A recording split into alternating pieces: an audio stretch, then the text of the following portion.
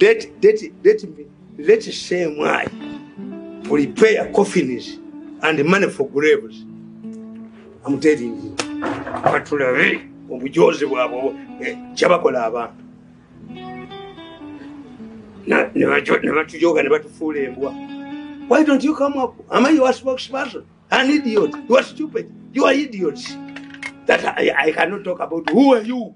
Who are you who cannot defend your department? You cannot defend your organization.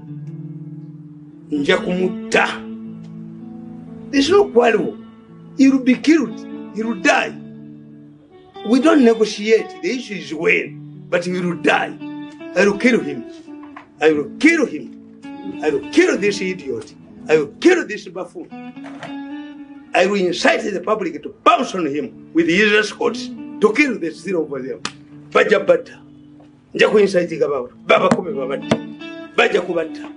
Ndabe chakola. Ndabo musajjo chakola. Then we battle it out in another way. I don't believe in the courts. I don't believe in the police. I don't believe in the courts. I have my own courts. Wait and see.